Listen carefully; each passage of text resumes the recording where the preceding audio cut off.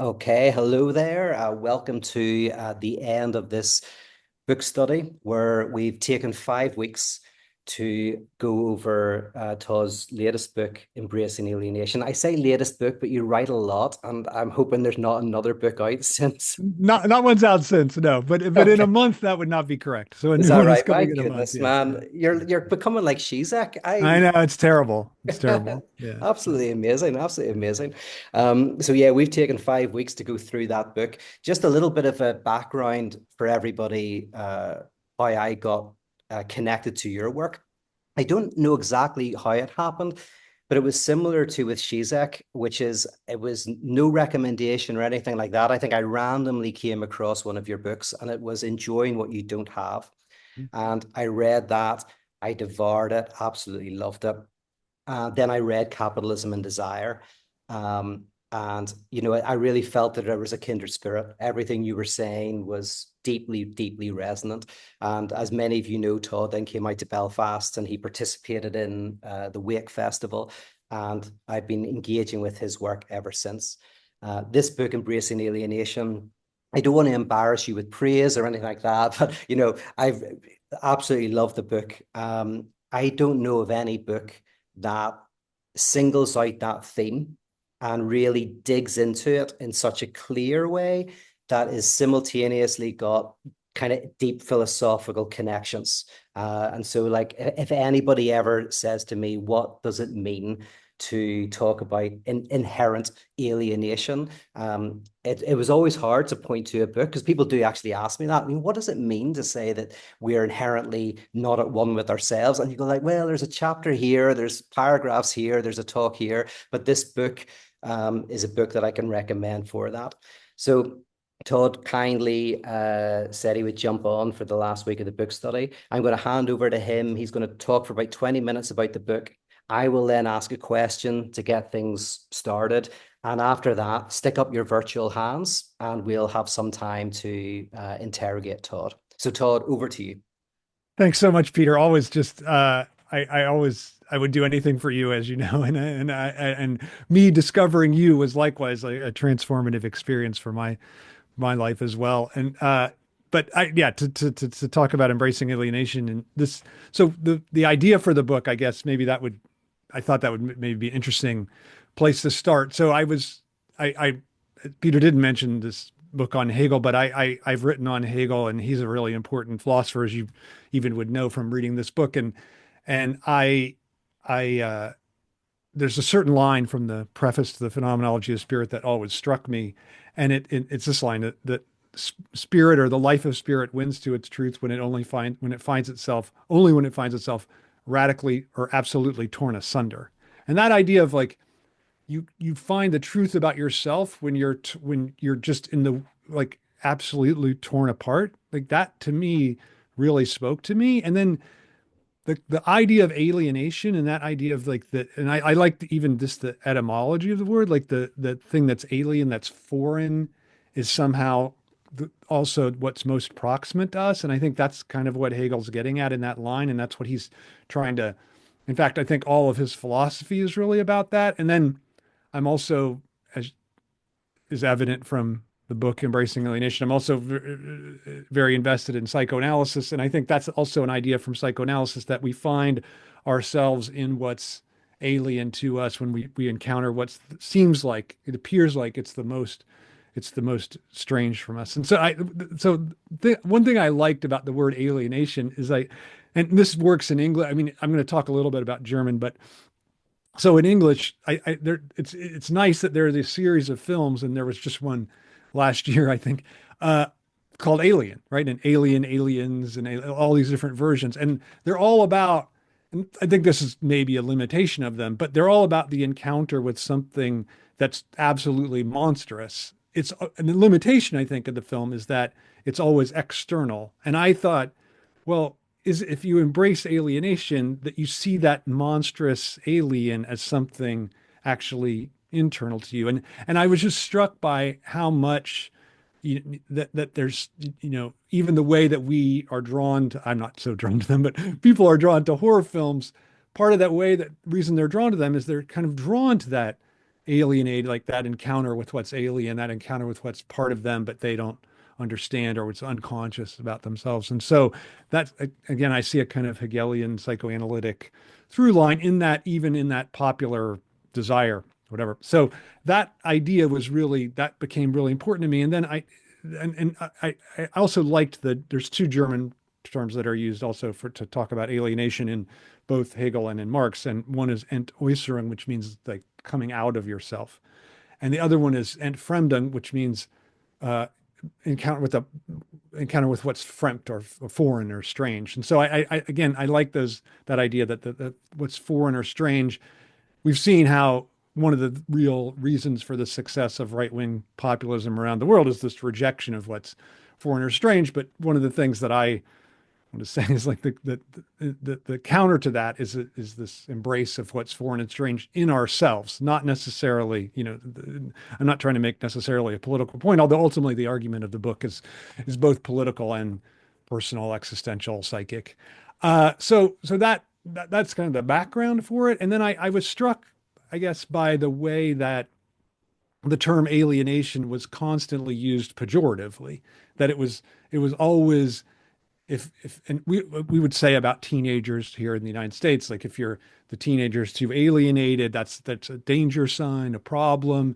You say about someone like I'm alienated at my job. And of course, Marx's critique of capitalism is a critique of capitalist alienation. And so what was interesting to me was that in psychoanalysis and in Hegelian dialectics, alienation has a totally different valence, that it's a positive thing. And so it seemed to me that there had never been an attempt to fully, like Peter kind of said in his introduction to me, like that there hadn't really been a full way to think through that, the primacy of alienation, because even the leftists that had a Hegelian bent, like those of the Frankfurt School, like Theodor Adorno, Herbert Marcuse. I mean, Herbert Marcuse knew a ton about Hegel, as did Adorno, and they both wrote great books on Hegel, but they still have this, I think, Marxist prejudice that alienation is something that we should be trying to overcome.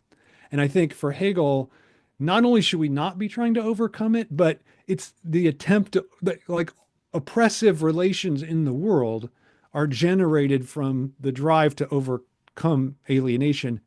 They aren't alienating it themselves, right? So I think that, like, just that, to me, that little flip of seeing things in that different way was the genesis for why I decided to write the book, and to think about just to think about alienation sort of from the other side, like opposite of the way that it was usually considered. And then that link to that was, so in an earlier book I had written about a critique of identity politics, and I sort of see this embracing alienation as also a further critique of any attempt to find uh, solace in a symbolic identity. And so one of the things that I was really trying to do here was to, and I hope this, I mean, I think it obviously comes out, is that I was trying to pose subjectivity in opposition to symbolic identity. And so this, like, symbolic identity, one thing about it, whatever it is, like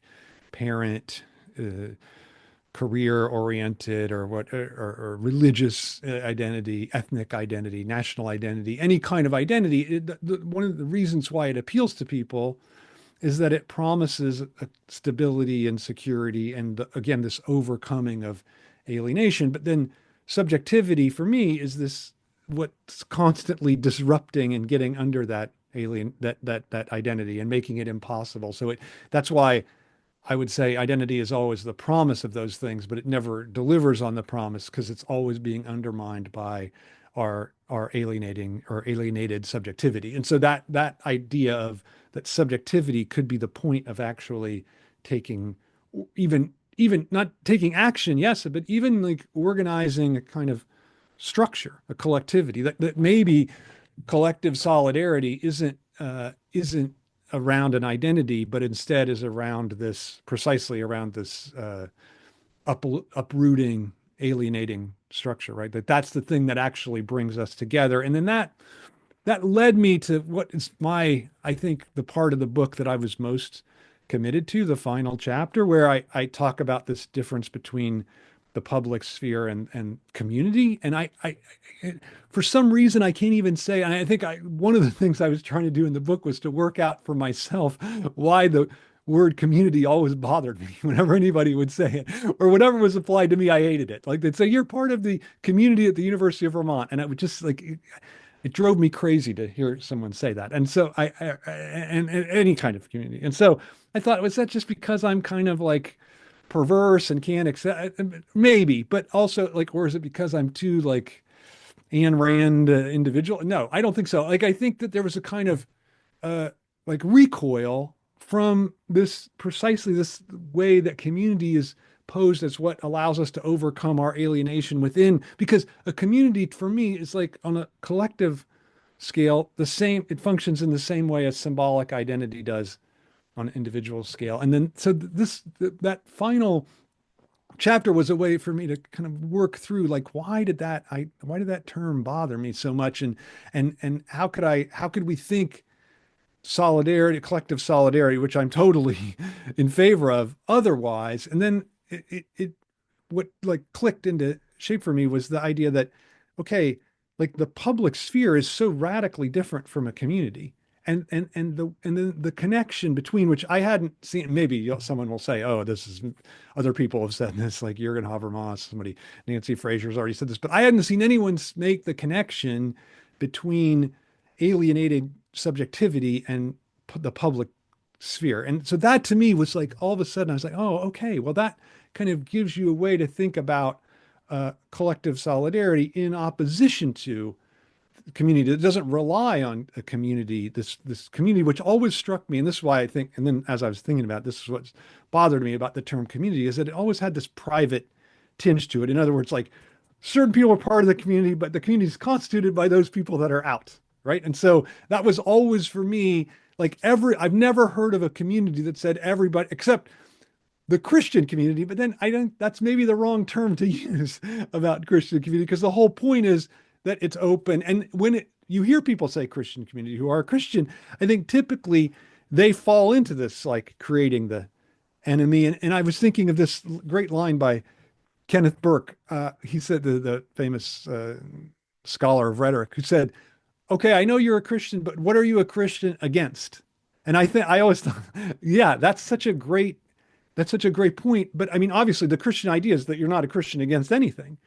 But I think often it gets betrayed and turned into this like Christian community that then is gated. And I say this in the book that I used to hear the term gated community. I'm like, well, that's not really a community if it's gated.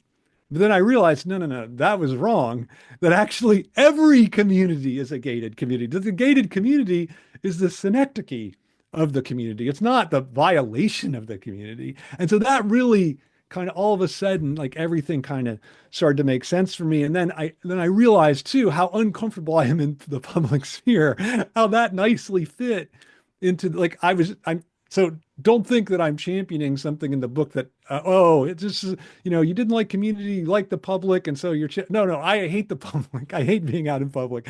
But that's why I felt like, okay, you have like, I think in a certain way, maybe Peter will either challenge me or back me up on this, that every book is written against yourself, right? Like you're writing it, it's like you're writing to what your problem is, and you're trying to get yourself out of it. And that's how that last chapter on the public sphere is really like, it's an admonition to myself to like get out and encounter the public, because of all the things that I said, like all the ways in which you're like, I think I say like you could be an anti-Semite on the bus and you're stuck sitting next to a Jew, right? Like you just can't, like the whole point of the public is you can't choose who you're seated next to. And that's why I think also this experience in the United States of the way the segregated bus worked was, this also I thought was really helped to make sense of that they basically communitized the public bus when they said you have to sit in the back, and what Rosa Parks did was say, no, this is a public bus. I'm going to occupy whatever seat I want, because that's what it means to be in the public. That if you're white and racist, sorry, you have to sit by someone black. It's just that's the nature of the public, right? And so that was really important to me. And then I thought, I've always had this kind of this was a puzzle for me was these two films, and I talk about these films.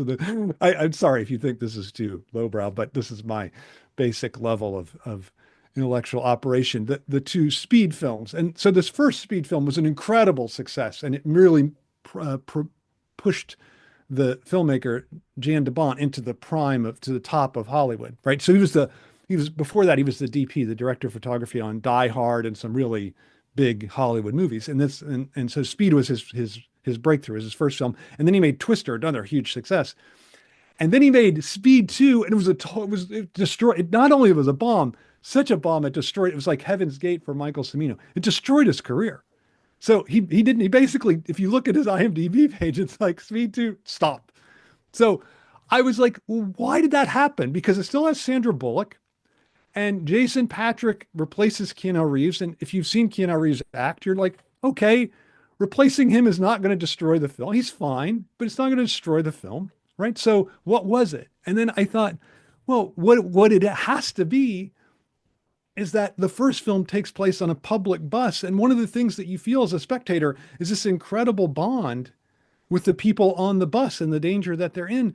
And then the second film takes place on a cruise ship. And this is really true. You're absolutely indifferent to the fate of you're like, okay, I hope they go down like Titanic. I don't even care.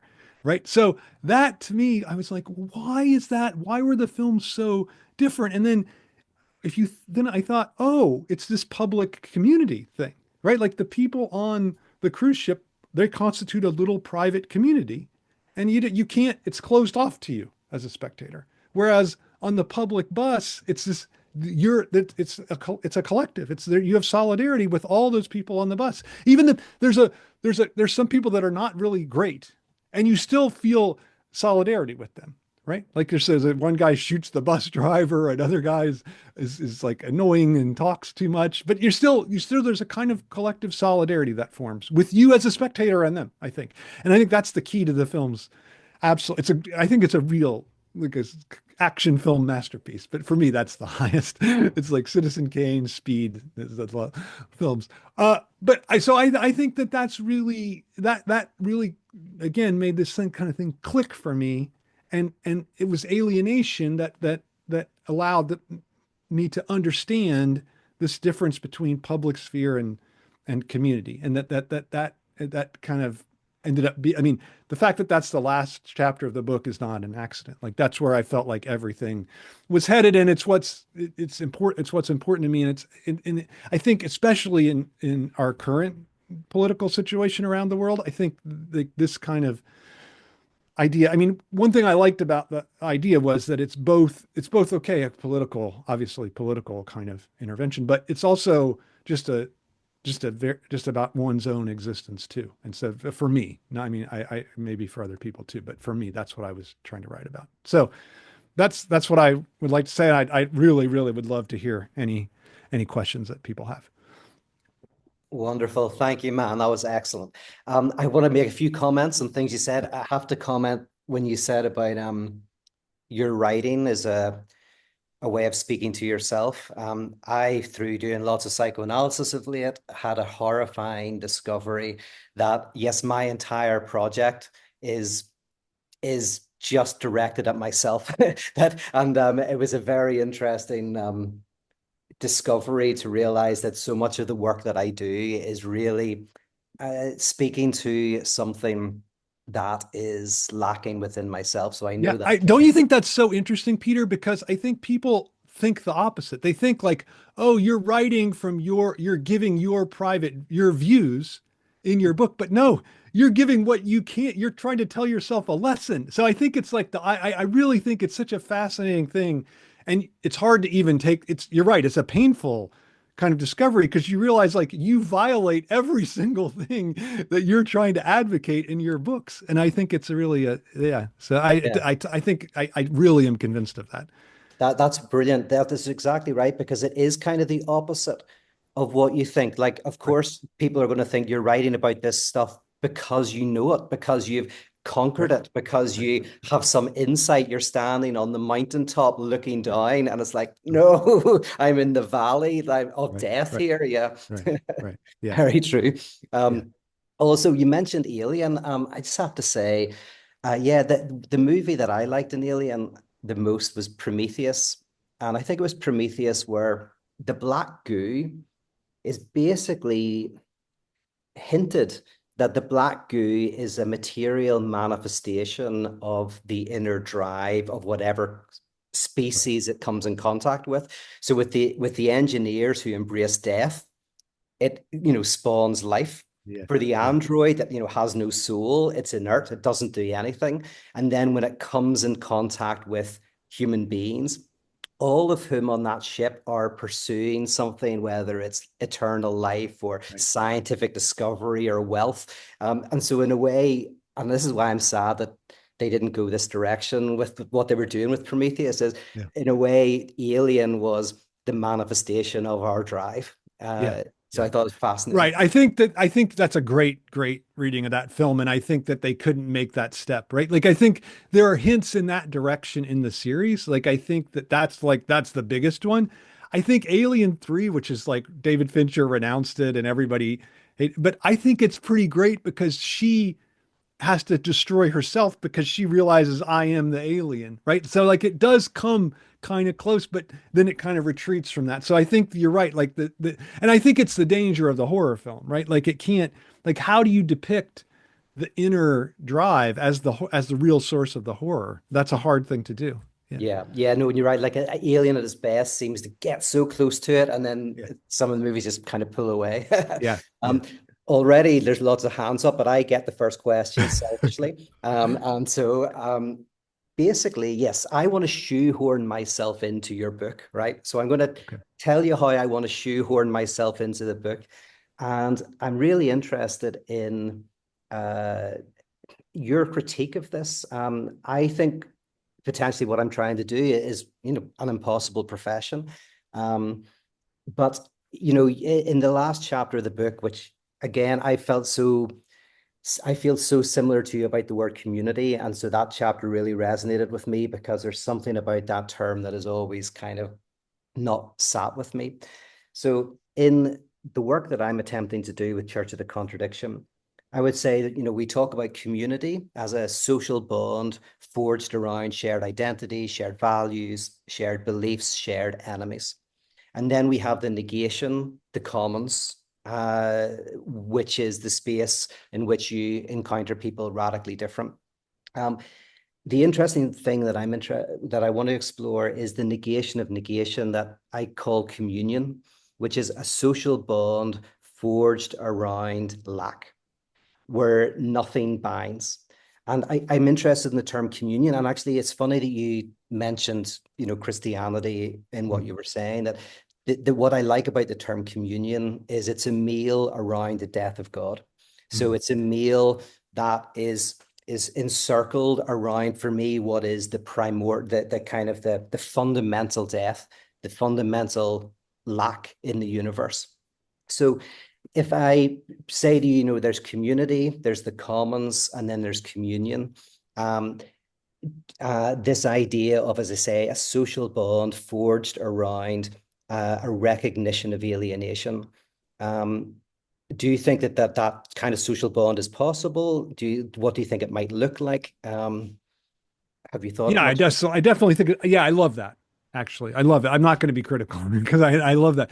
Like, I think I mean, I guess the limitation of what I am formulating is it kind of takes, like, it's hard to imagine like championing the commons or championing the public sphere as a political cause, right? Or as a social bond, like you're saying. So I think I really like that idea of the communion as like this, and I think the Eucharist meal is such a great example, right? Because not only is it celebrating the death of God, but it's also like includes the betrayer in the meal, right? Like that, I think that's really nice. That like the betrayal of the cause is part of the cause, right? And I think that's yeah, I think that really makes a lot of sense to me. And I think, I mean, all I would say is I think it's like, I think this is how negation of negation works for Hegel. Like it doesn't eliminate the negation. It just like takes it to the end point. And I think, I was just rereading Rick Boothby's, who I know Rick Boothby's great book, Freud as Philosopher. And he has what I think is just the greatest understanding. So Jacques Lacan has one sentence in one seminar where he uses the term traversing the fantasy. And thousands of people have speculated on what that means. And I think only one person really gets it right, and it's Rick Boothby. And he says, to traverse the fantasy isn't to somehow escape it or to get beyond it and accept reality or even get to some other kind of space. It's to be even more taken by the fantasy. And so that's how I would say communion, it's like to be even more taken by the public sphere and by like to send, I like that idea of like the social bond is oriented around lack. Now, the real question is what you asked me, and I don't have any answer for that, like what that would look like. I mean, I think it would, I think all I can say is what it wouldn't be. Like it would, I don't think it would necessarily be uh, anarchic, right? Like I think it would be like some way in which the symbolic castration of the leader or the leadership would be foregrounded, right? And I think that's not anarchism. Like I think anarchism is a way of saying like there is no symbolic leader. But I think the problem with that is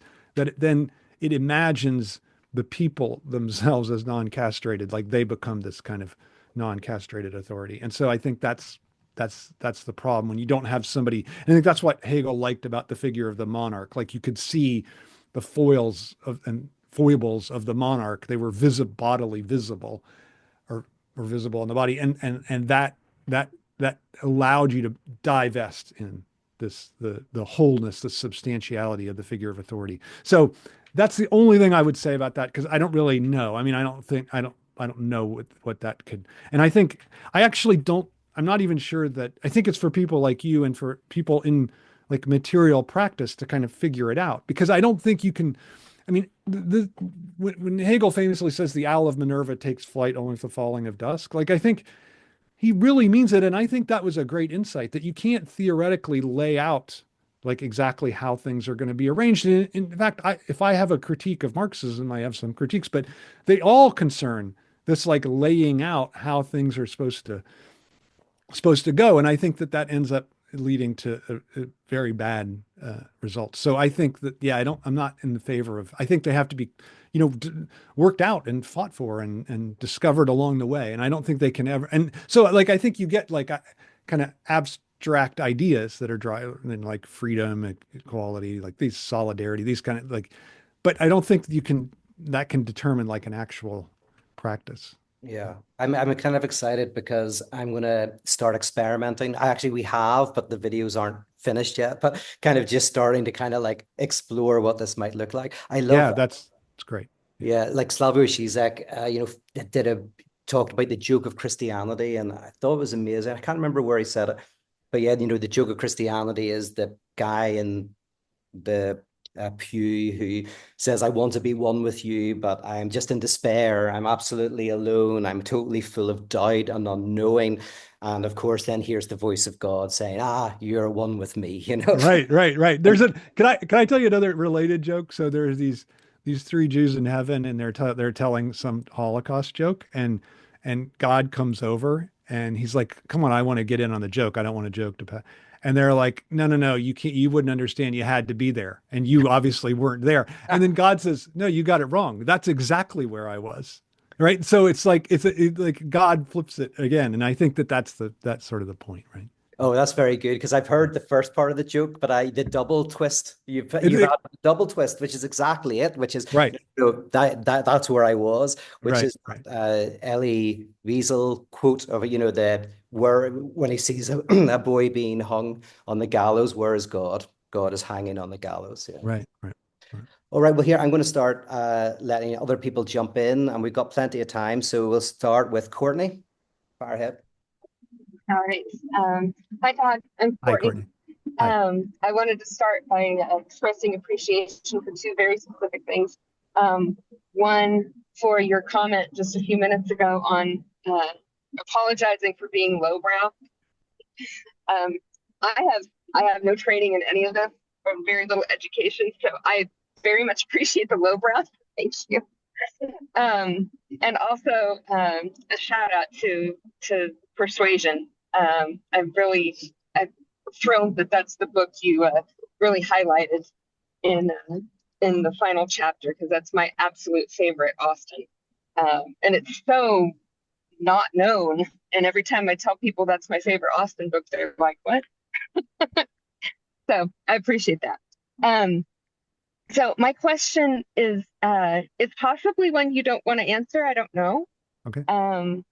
It's regarding something you write in the acknowledgement, because I'm one of those weird nerdy people who reads the acknowledgements.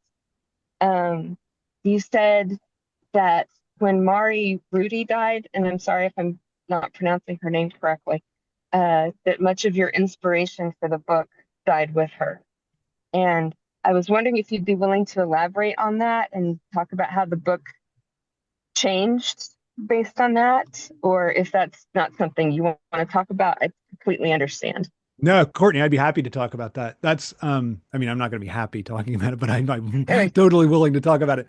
I think you should tell all your friends that they don't know what they're talking about. When you say persuasion, I think like people that, this is going to be a highbrow answer. People that are in the know think Persuasion is by far the greatest Austen novel. And I think that Persuasion, it's so great. And I think that Persuasion film is the best Austen film too. So I think on both accounts. But just about the Mari thing, like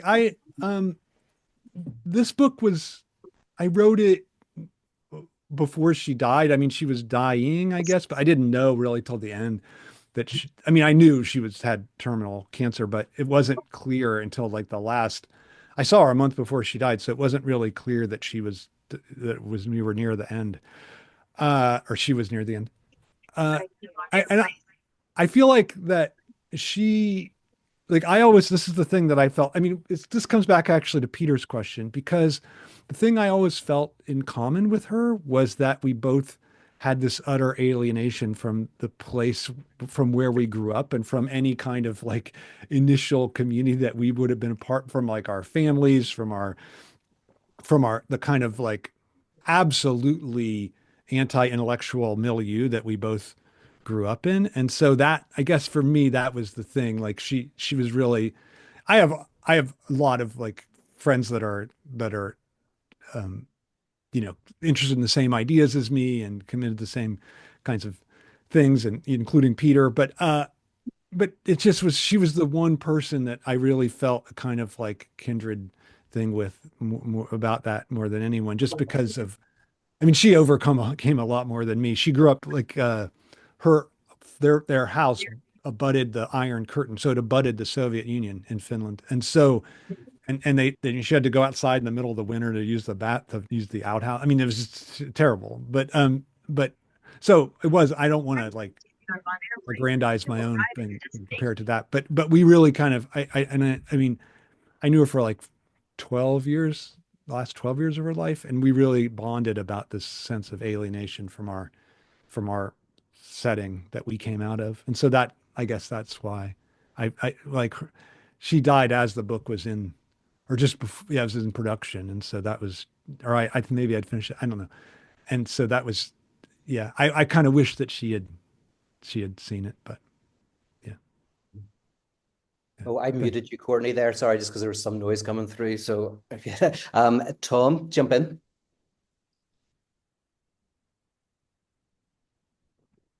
Yeah, I just wanted to.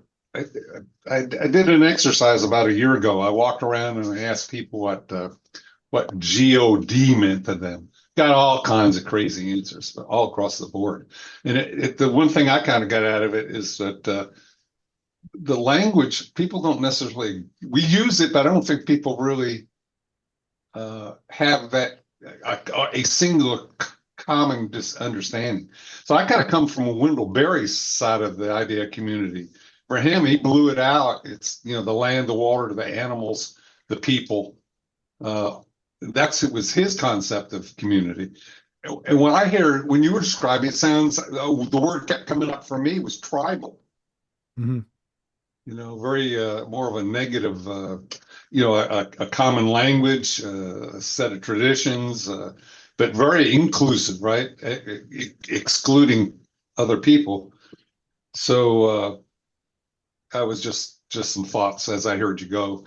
Maybe Wendell Berry needs to come up with a new definition or a new word for community, right? I don't know. I guess, I mean, I don't, yeah, I mean, you're right. Like the thing about God, like I don't necessarily like you could always have this semantic argument, right? And that's not really. I don't. I mean, I'd be happy to use the term if it meant a different thing, right? Like Sure. I'm just going by how I hear people that tend to use it. But for sure, I mean, I think there are people that invoke community that don't mean it in the way that I'm talking about it. Absolutely true. Yeah. Right. Right. Yeah. I would think that the way, I belong to a church, a club. These are all, you're right. I agree basically with what you're saying. I was just thinking maybe another word maybe we're all figuring this out, then, Yeah, I right? mean, I guess, Tom, the reason why I said like the reason why I picked community is that everybody thinks it's positive, and so Yeah. I liked the kind of switch around on that. And Yeah. I do think like oftentimes people will say we just haven't been inclusive enough. Like that's one of these kind of election Sure. autopsies I've heard in the Sure. US.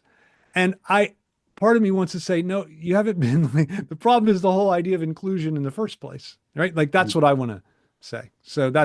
Yeah. But again, again, term, I don't really care so much about that, except for this. Like I wanted to try to see how Right. this like it's hard for me to see any understanding of community that doesn't stress kind of like wholeness rather than division and like Peter was saying, like a community formed around lack and things like those. That's what's important to me. So that's why. But Yeah. I hear you. I hear you. Good. Yeah. It reminds me by way of Thank you. That yeah, for sure. Yeah. reminds me of the difference between a kind of a universalism which tries to include everybody and this Paulinian universal, which is kind of like we're all excluded we're all alienated, that there's a kind of like a this kind of Christological alienation of being, that what unifies us, what binds us is a certain extent to which we're all lacking. So that's kind of, yeah, I think that's where community and communion, making that distinction, kind of makes a lot of sense to me. Peter, I agree, and I think like the famous Galatians 3:28, like it's important that that's formulated negatively, right? Like neither Jew nor Greek, right? Like it's not both Jew and Greek, right? Yes. Like I Yeah. think that's really, really important that it's formulated in that kind of way. And it's saying that they identify, in a sense, by identifying with the one who lost all identity. So, Right. the one who is cursed of God, outside the society, outside the culture. I mean, I've been thinking about it recently, but like this image, especially within Catholicism, of a wounded Christ is kind of an image of a castrated God, of Yeah. like, you literally see negation and castration and cuts on the cruciform body. Um, and in some interesting way, what it means to identify with that in a post-theistic kind of way. But anyway, that's kind of the work. No, I think that, I mean, that's what initially drew me to someone like Kierkegaard, right? Like, I think that's really important to him, I think. Yeah. Kate, jump in. Thank you. Keeping with the Finnish theme, I'm calling from Helsinki. So that's fun. So I just wanted to say, I agree with you that I think Christianity in theory is meant to be like church services are meant to be offered as a public space where you can come in no matter where you are and you're welcome.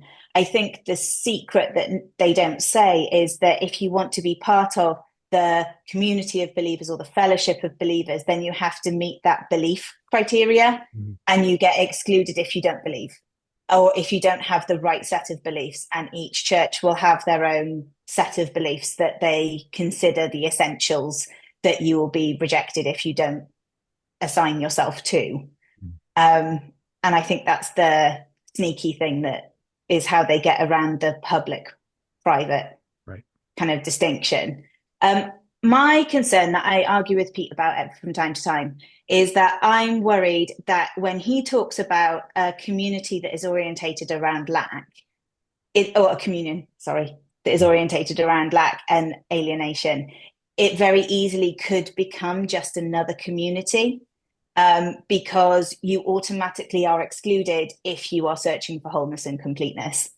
You are not necessarily welcome if you don't embrace your own alienation, or maybe you won't be comfortable. Like, it's very difficult to have something that you are for,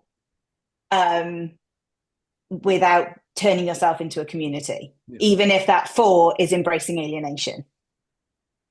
It's a great point. I mean, I think it's a great point. And it's always, I think I think it's why there's, as we see right now around the world, like it's much easier to form, like to have this enemy structure, right? The friend enemy distinction. It's easier to do it. It's just easier. And it's almost like you fall into it just along the way, right? Like, and I think that's just a really great point. And I guess the only thing I would say to that is, yeah, people that are searching for wholeness aren't excluded. Like they can't be excluded, right? Like they would probably want to exclude themselves, which is a whole other thing. But I think all I can say is like that's the difficulty of it, and I think that's sort of the struggle inherent in that project, and yeah, I don't know what to say about it. I mean, maybe it's impossible, right? Like I think Freud thought it was impossible. Like Freud thought, no, you're always going to need someone's always going to be an outsider. And this was his judgment on Christianity and his judgment on the Soviet Union. He's like, what's going to happen to the Soviet Union after they've slaughtered all their bourgeoisie? They're going to start slaughtering themselves. He was absolutely right. Right. So maybe that's true. I mean, so I don't, and but I think the only way to kind of know is to try to work it out. And I also think like if that's true, then there's really no hope, because that means that what we're stuck in kind of what Tom called tribal warfare, right? Like then there's nothing else besides that. And if Right. I can So that, jump in, oh yeah, say a comment on that as well.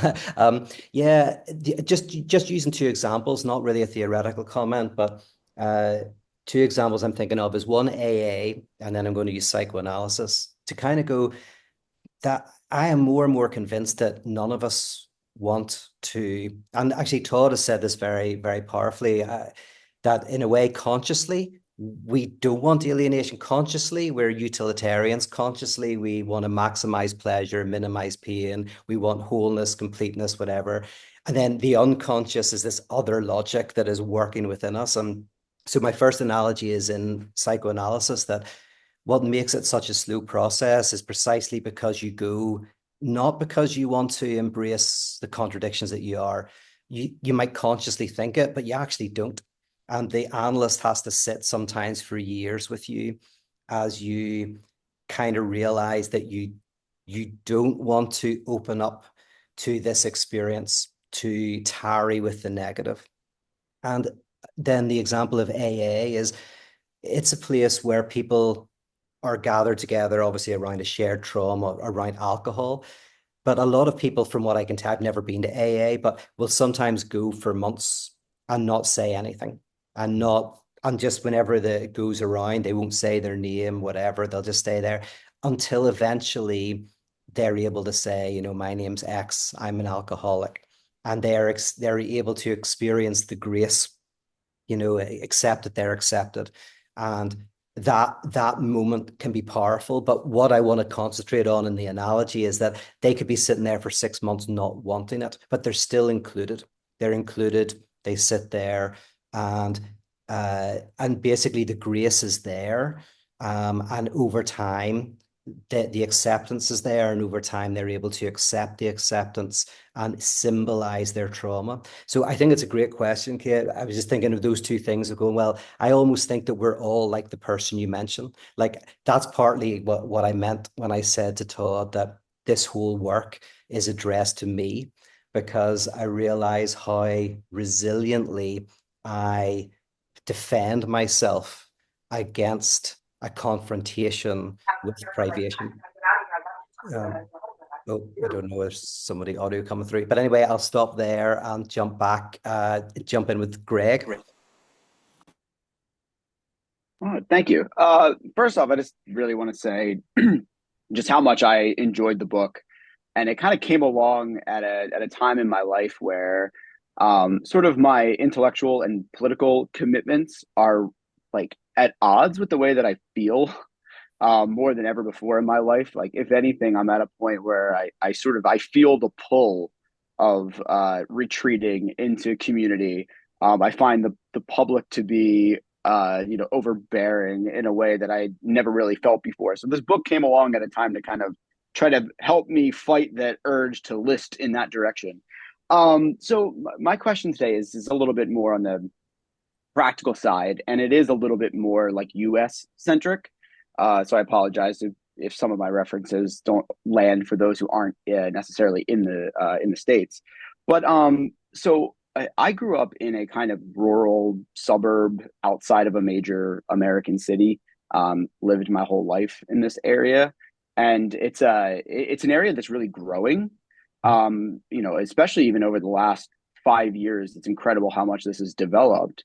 And it's since 2020, it's a lot of folks leaving, maybe you could even say fleeing the cities. And I felt like when I was reading chapter 5 and your conception of the public, I really could only conceptualize it in an urban setting. The parks, the buses, it all seemed very, very urban to me. And it just kind of got me thinking a little bit. So my question would be like, is there something about suburbs or suburbanization, if you will, that is just sort of fundamentally at odds with what you're talking about here? Or if not, is there any way to kind of translate some of these ideas in a kind of like suburban or even rural context? Because even with the most recent election shows that sort of socially and politically, the suburbs and rural areas are very important.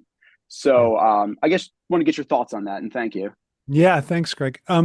Yeah, I think it is harder in the rural and suburban area because I think the like the more although I'm not sure about that. I was just going to say the more spread out you are, the more you can retreat from other people. But I think it's kind of easy to retreat from people when the closer you are to them too, right? Like when you're like I know a lot of people who retreat from the public in the middle of the city. So I don't think it's like a virtue of the urban dweller that they're necessarily more in touch with the public than someone in the suburbs or in a rural area. But I do think it's maybe harder to like obviously there aren't maybe public buses in the suburban area. There aren't these, but I think there are certain public squares, and I mean, this is a problem, I guess, like Ursat's public, like the mall or whatever, but that it's not the same because it's privately owned and that makes a difference. But there are parks. I feel like it's more like it's again, I guess for me, it's not necessarily like, oh, is this like I'm doing all these things, like I'm making sure to ride the bus or I'm making sure to do whatever. That I don't think that's the thing. Like I think the thing is like to change your like way to view that public space and public encounter, right? So I think that can happen in the most rural setting and like the attitude towards your neighbors in the rural setting, right? Like I don't think that there's again a kind of monopoly on this sort of if it's a virtue or this kind of position in the urban setting. Like I think again, it can be just in the way that you interact with your neighbors, right? Like that can be this kind of and like one thing would be like I would say, and this is hard for me too, like to interact with people that are like of a different political persuasion, and like that's uncomfortable, right? Like it's uncomfortable, and but that's an important kind of just part of like sustaining the public is to like, okay, we can be of a different political persuasion. We have this kind of interaction, and that's just what it is. And I think that that's really, really important because otherwise you just retreat into what Tom wants to call a tribe, but what I want to call a community. So I feel like that's just one way, but I think there's a lot of like, again, it's just to me, this overall kind of attitude that you have in the vis-a-vis the public, not necessarily the possibilities, like physical possibilities for public. Thank you. Bill, Yeah. jump in. Hi, Todd. Just real Hi. quick. I like your work because, like, within the next 3 days of listening to podcasts or reading your book, it hits me. So I'll go really lowbrow. I listened to the latest Netflix special on Elvis, the Elvis comeback special on NBC. And right in the middle it says he got invited to join the exclusive club by the chairman of the board, Sinatra. That was his dream, his object, but that was the beginning of his decline because he had to give up, as a condition, his bad boy image. And so it's exactly what was in your book, right? Yeah. Yeah. So, but please do a Why Theory episode on that special, because I think there's a lot of Lacanian stuff in there. Okay, great. Thanks. Two things I really focused on from this book was the words public, and had to really search, have I ever been in a really public space? Even some public parks have tons of restrictions. So what was the most public space I've been in? Couldn't really answer that, but I'm struggling with that. I think less so, it's not so much the idea of public, but diversity. So I think diversity is kind of what is underlying being in a public space. So I've been in highly diverse spaces and found those to be beneficial. Public, yeah, it sort of depends, how diverse it is, let's say. So I think really diversity for me was more useful than public. And then the other one, of course, is alienation. I don't know, do you think people usually say, I feel alienated today, I'm going to do something about it? I think that's more of a highbrow word. I think there's loneliness. You mentioned Hannah Arendt looking at loneliness, but I think a lot of what people do is they follow things that society tells them they should be doing. It's sort of like a shared reaction formation. You should go to this group, or you should go to the gym, or something like that. But I don't know if they really sit down and say, I'm alienated, and the solution is to go do this. So is loneliness a better word, or meaningless? Meaningless, what other words do you think are more commonly used? Yeah, I don't, that's a good question. Yeah, I think all those terms are used, like meaninglessness for sure is used. Loneliness, maybe. I mean, I think you can oftentimes you're lonely because you feel like you're not part of the community. So yeah, so that I think probably works. I guess, what other words? Yeah, I mean, you're right that I took the word from Hegel. I didn't take it from everyday parlance. And so you're right. It's not a word that people use, although I think they do. I mean, I think I do hear people say I worry about that teenager because she or he is really alienated. I hear people say that. So it's not like a total. Yeah, and then Greg last week said it's a Marxian term as well, for sure. Right. All right. That for sure. It's a term very common in Marxism.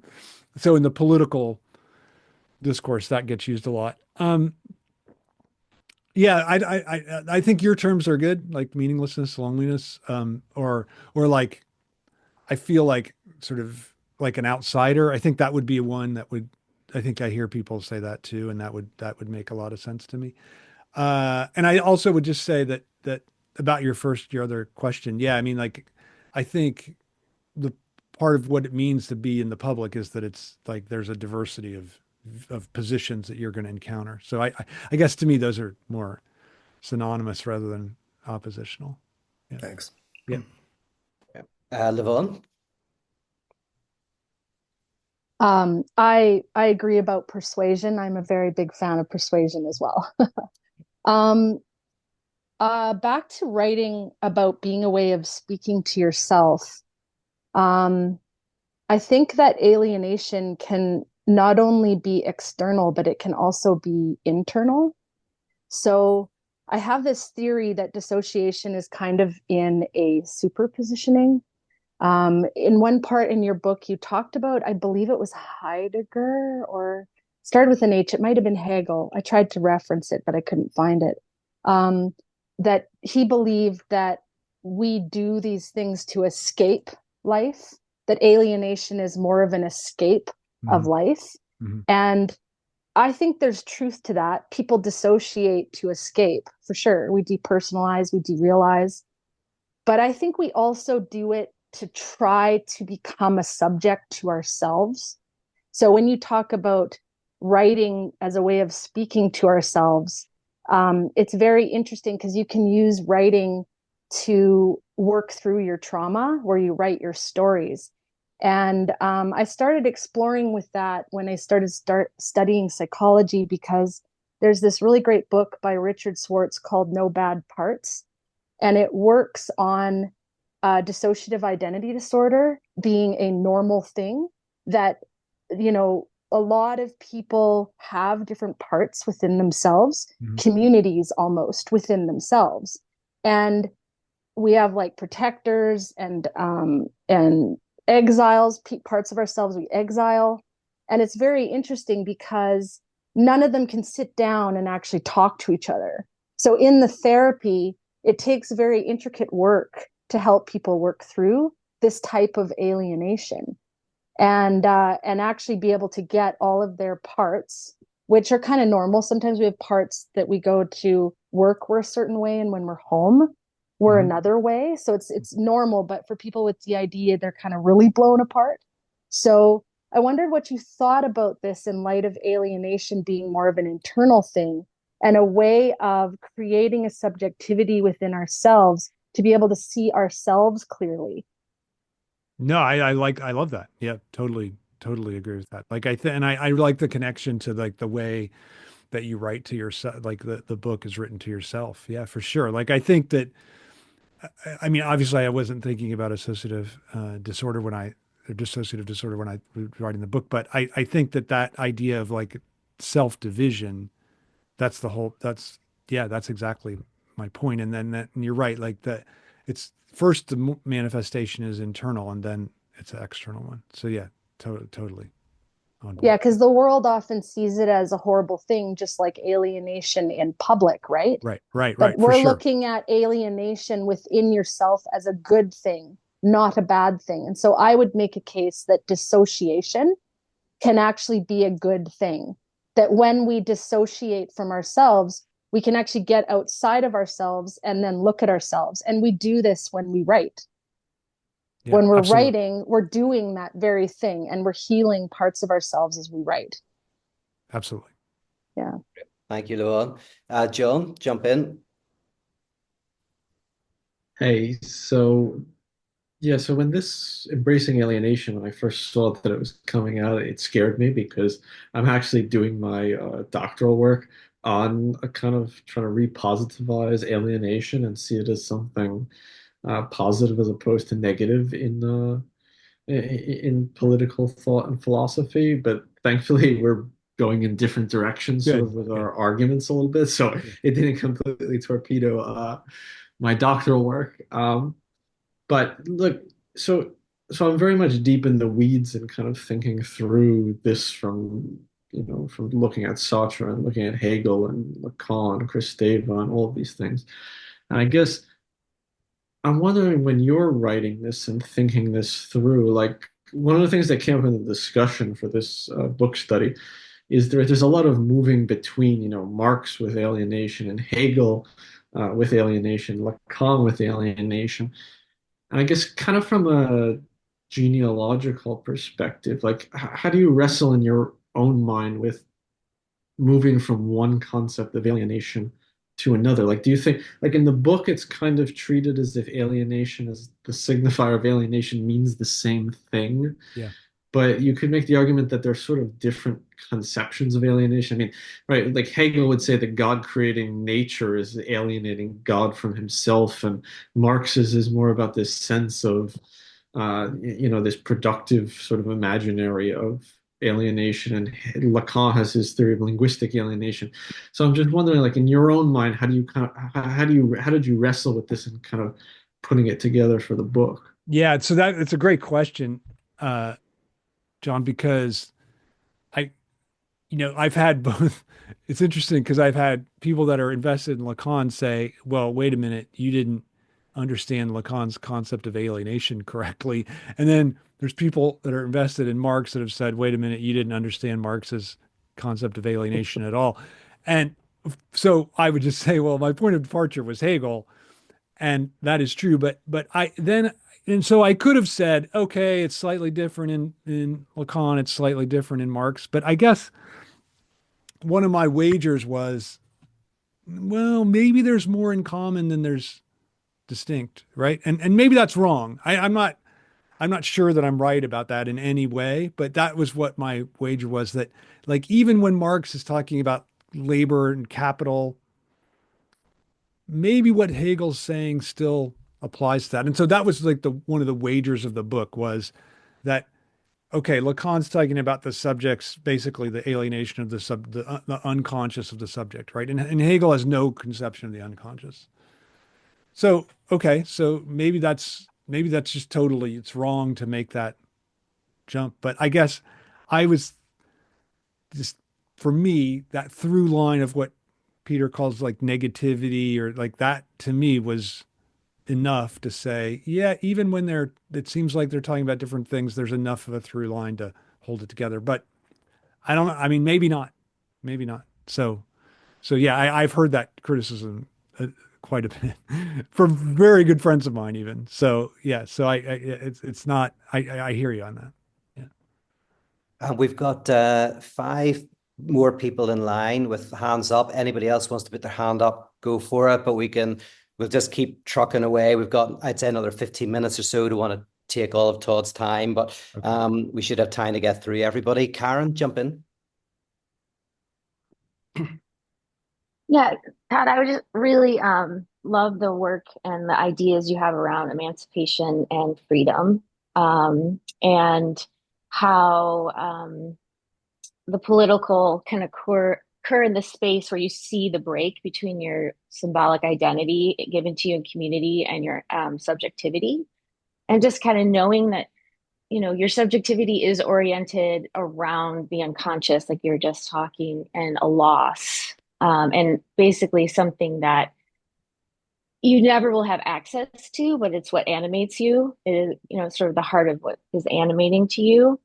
I think, I've always just kind of struggle with the work that it takes, whether it be like in psychoanalysis or just being critical of yourself, the work that it takes to really enter into that space, or not even how sometimes it just takes you, right? And it comes to bear in your life in a completely unexpected way, but it is truly like an unconscious radicality that just breaks through and shows up. And it just seems to me there's just so much about it that seems like hard to get your hands around and make a project of and make it have practical application. And as I guess my question is, since there's so much about it that asks the actual person to go into uncomfortable places, to bear alienation, which is incredibly difficult, and almost to do violence against themselves,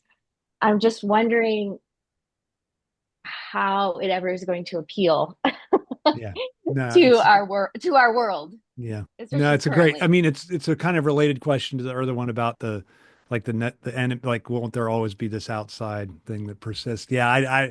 I don't have a good answer to that at all, other than to say like, maybe, I guess, like, maybe if people find certain what seem to be solutions, if they like really experience the dissatisfaction of them, then that maybe I think is the chance, right? Like that it like to really feel like, okay, I just got this other thing, whatever, the commodity that's supposed to really, and that didn't do anything ultimately for me. Like I'm still in the same position. And so maybe that does it. But I think it's really a big uphill struggle. And I think that's why we see what's happening around the world happening today. Like, I think it's really, I don't think you can say like, oh, this political party made this mistake and that's why. No, I mean, it's happening everywhere. So it can't be just like one, like, oh, if they would have just ran this right ad, then they would have, no, of course not. Like it just, so I think it is a real, I mean, maybe it's a lost cause for that, but I don't think it makes it less exigent that we do it, like that, I guess that's what I would say. Like, yeah, maybe it's like, it's a real uphill, like, just like you're saying, it's a real uphill struggle. And I don't think there's any way around that. Like, I think if you try to make it less of that, then you betray the very thing itself. And then I mean, I think again, like if there's something that went wrong about Marxism, it's like it kind of tried to it promised a certain thing. And then in the name of that promise, then all kinds of violence was done. And so I feel like that cannot be the way. So I don't know. I mean, I think about that question, what you just asked, I think about that question every day. And no, not just politically, but even for myself, right? Like just because like you're saying, like it's like, I liked how you said, like, sometimes it takes hold of you. Most of the time it takes hold of you. You don't take hold of it. And so that happens to me too. And so I'm like, and then I try to like, I mean, I guess my go-to response is to fall into a total depression and not want to do anything.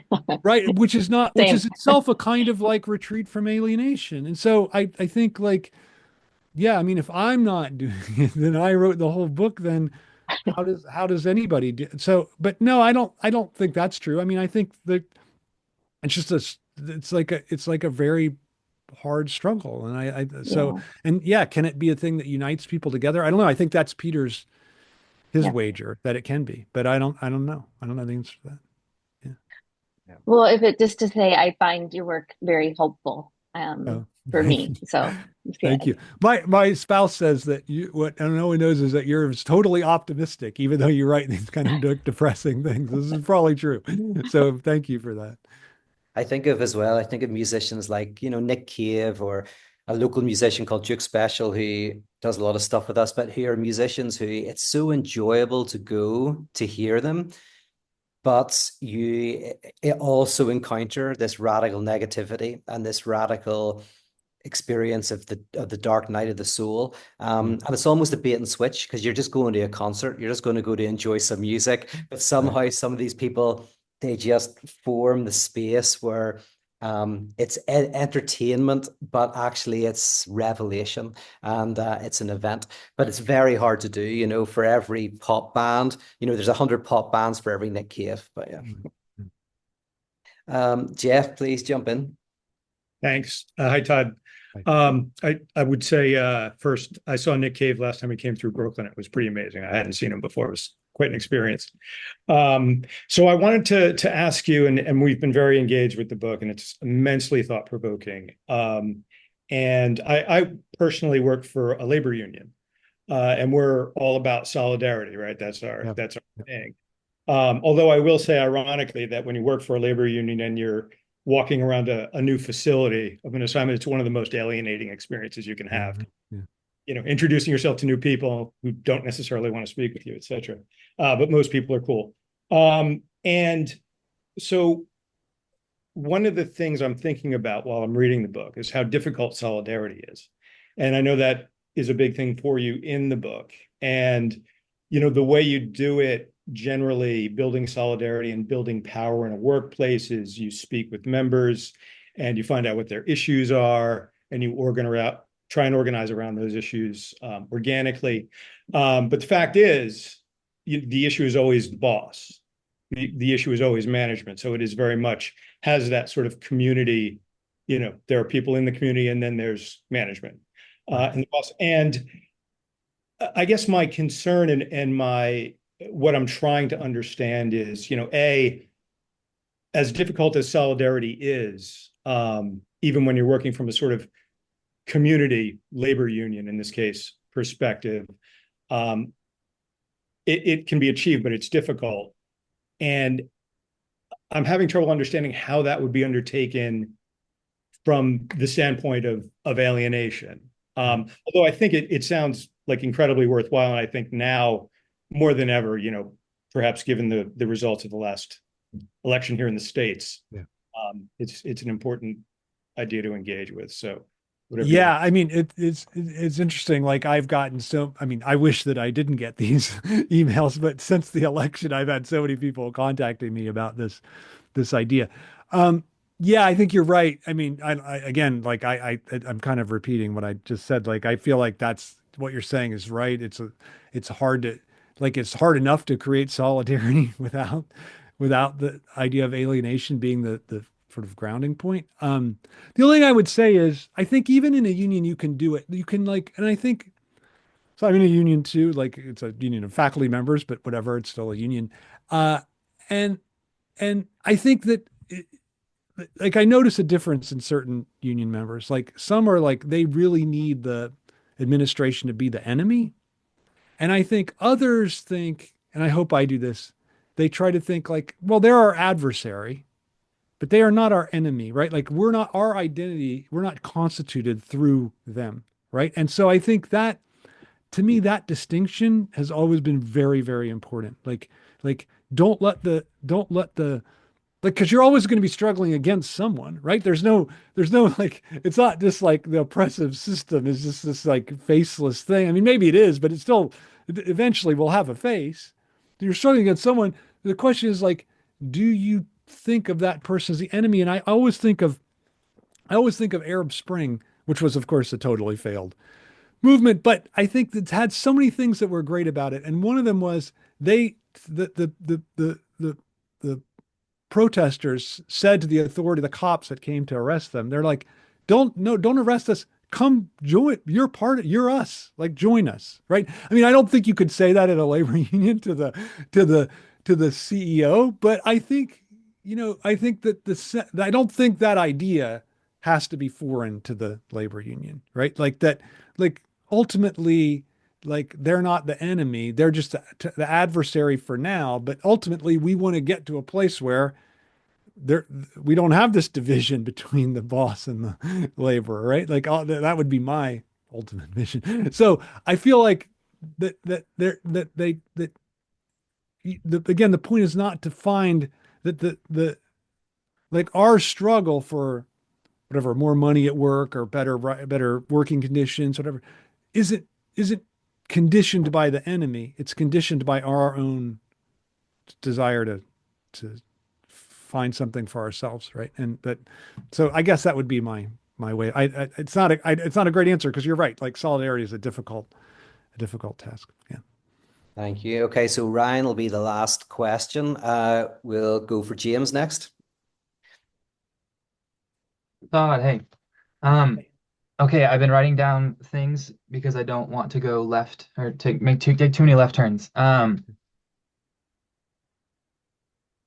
A couple of years ago, became very apparent that my dad needed hearing aids, and that was extremely difficult for him. He was like having a really, really tough time with aging, and a lot of people in my family would push at it, and it would be like, "Dad, don't you want to be able to hear music, this or that?" And that start of that push was kind of the beginning of the realization for me that when you push on something that it causes like conscious defense to be put up, it's something that's already difficult. And so I started thinking, I'm just have an interest in psychoanalytic theory and et cetera, and I'm primarily work in music. I'm a songwriter, and yeah. I think that was really traumatic for my dad, and trauma in the way of like too much too fast, as the current definition sits. And I've been thinking about how therapy is putting trauma into language or into like symbolizing things with the trauma to make it bearable, whether that's like ontic or ontological or and all of this is coming to every book is written against yourself. So there's a through line. So you see where it's headed. But yeah, putting it into language that makes sense. So it's not just like playing symptom whack-a-mole. Insert, I guess. Have you ever watched Arrival? We were talking about alien films earlier. Oh my God. One of my top, I love it. Just thinking about that, right? Like we can only think using the words or the structures that we know. Which is the thing that I think in a large way has kept me working in music, has been that it can be like disarming and kind of subvert conscious defenses. And in songwriting, potentially like allow it, like Pete, like you were mentioning a second ago, like Nick Cave, and like allowing people to kind of engage with the difficult parts of life that might otherwise, things that are like not pleasant to process or to kind of carry their own grief. You do in your music, yeah. So James has played at some of my events, and I think your music really does do that, disarms and brings people into that experience. But sorry, carry on. Thanks, dude. I appreciate it. I'm in the middle of a record that's dealing with basically like how desperately when I started writing it in 2020. And I'm in the middle of self-producing it right now, but how desperately I want to experience like my vacancy is absolutely vacant. Like I don't want to have to experience the lack and the death of God. And it deals with like small object A, death of God, projection, beautiful soul, ontological incompleteness, like that kind of realm, except all of that couched in like personal story, because I guess it makes it more bearable for a listener instead of just like singing about theory. So all of that, if every book, I mean, I'm inserting song like for myself, right? If every song is is written against myself or something that I'm trying to process or I need to work through, and if this is already if things like the death of God are like the structural thought in that way, or like the embrace of the lack, or like if all of that is already difficult to sit with in an intellectual way as well as an experiential way for so many of us. I think that where my question arrives is, well, first off, I think it's a beautiful statement. Every book is written against yourself. But more my question sits is, with dealing with material that is absolutely terrifying, do you have any advice of how to engage in the world with your work that is not just like kind of putting it out and just crossing your fingers hoping for the best, that people will like not be interested to deal with it because it deals with stuff that is like, I mean, Yeah, I mean, anxiety-inducing. no, it's a good question. I mean, I think like part of what an artist does is, I mean, I don't know. I mean, I'm not an artist, but this is my theory of art, is that part of what an artist does is use I mean, uh, Lacan says, I think it's one of his better lines. It's from Seminar 7. He says that truth has the envelope of the beautiful because it's not so pretty to look at, right? And so I think that part of what the artistic act of creation does is leans into the beautiful as a way of like of communicating the troubling, right? And so I think that like obviously like there's maybe certain pop songs that don't engage the troubling much at all. But I think if a thing is going to appeal, it has to engage the troubling. But I think consciously the emphasis has to be on the beauty or the melodic nature, whatever it is, right? Like I think so. I feel like you kind of have to let the other thing kind of happen subterraneanly. Like I don't think you can lean into the dark.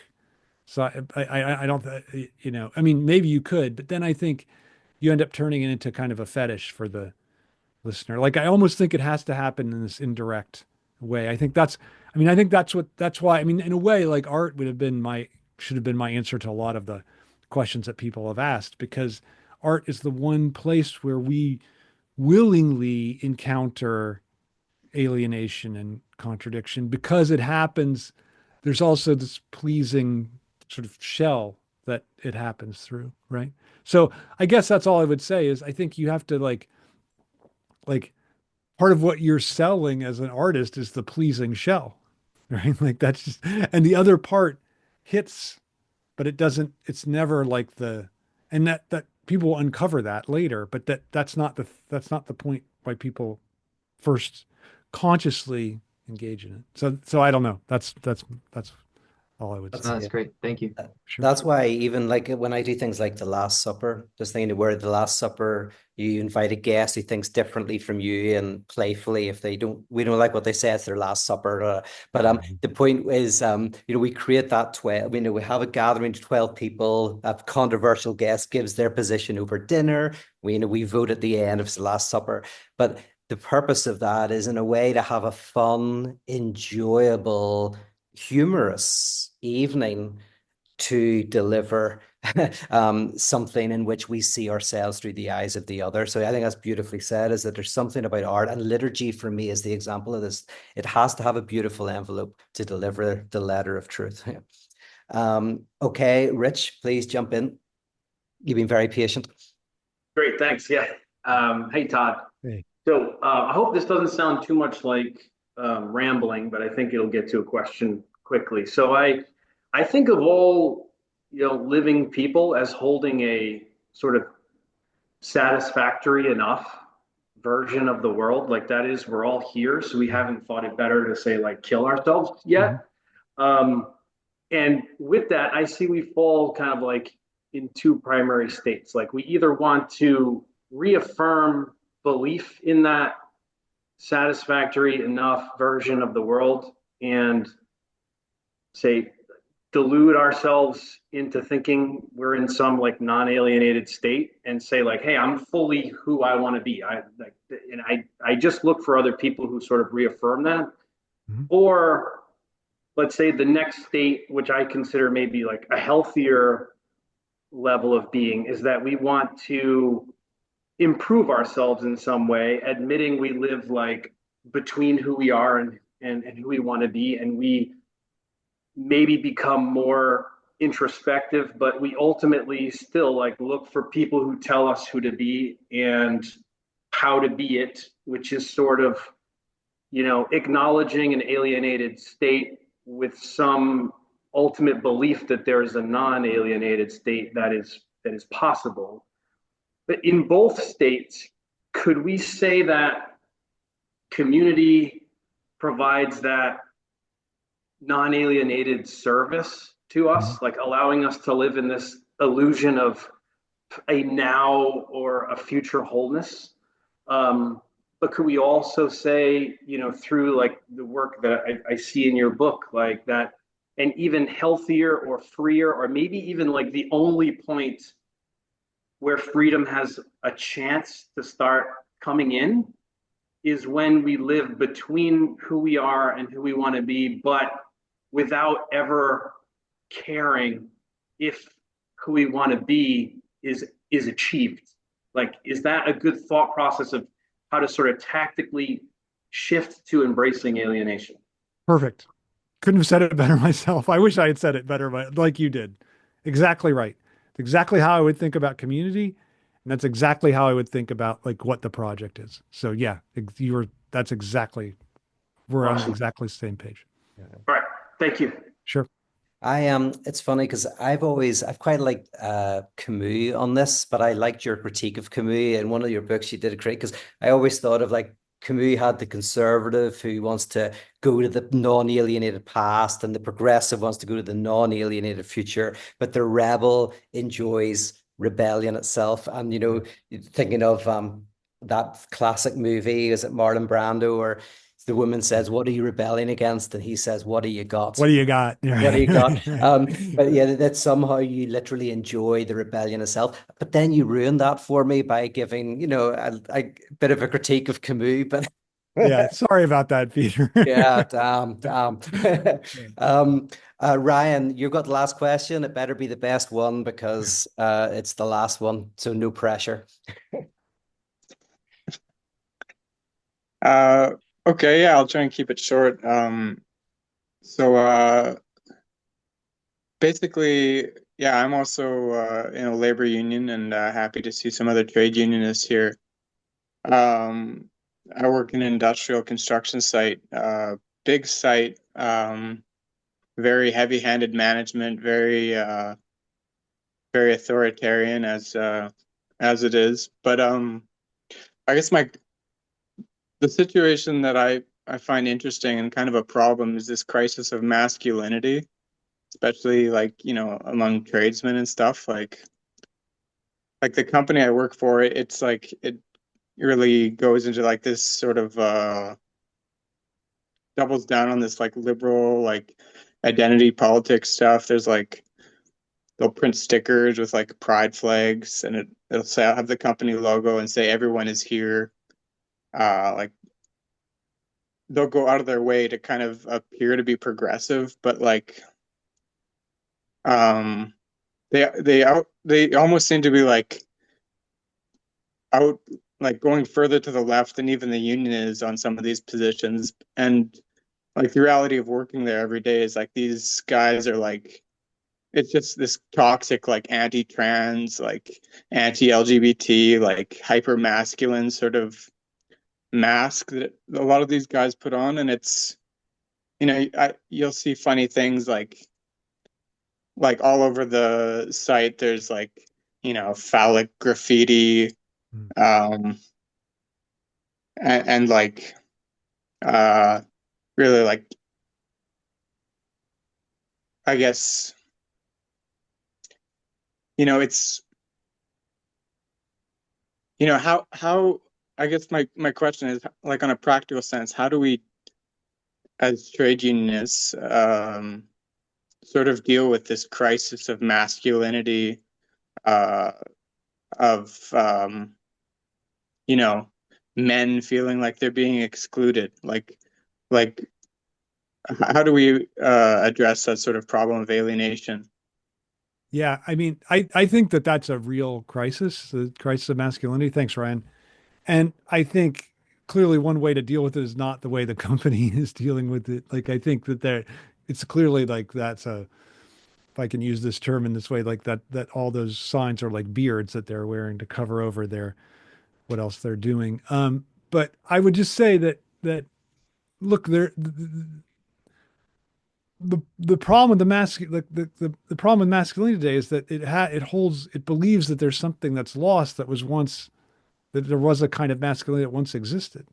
And so I think, like, again, I don't know that this is not an easy thing to say to people or to get people to see, but like that masculinity isn't, it can't be, it never was anything substantial in the first place. And so it can never be that again. And I feel like that the investment in that ideal of masculinity as masculinity is being challenged is like, it seems like people are doubling down on it. So when I hear crisis of masculinity, I think I agree that exists, but the the answer to it is not to like reconstitute masculinity. It's to say, yeah, there's nothing for me in masculinity. But again, I think that's it's a hard idea. But yeah, I guess I would just say, like, to me, it's like solidarity and universality have to, like, those things need to trump identity in every kind of way that we can think about it. But again, it's hard to work that out practically. Yeah, that was a big question, and with good one, Ryan. Yeah, we get it, because that's one I would love to unpack more, actually, in cases that we're doing.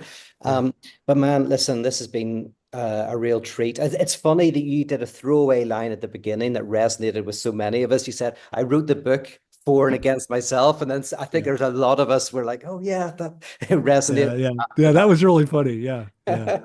Hey, thank you so much for having me. I really appreciate it. No, you're going to be, you're continuing to be one of the key people that we're reading as we kind of do this work in terms of radical theology, church the contradiction. So hopefully we can have lots more conversations. Anytime, man. Sure. Anytime. All right. Take care. Thank you so much. All right. Take care, everybody. Bye-bye. Bye.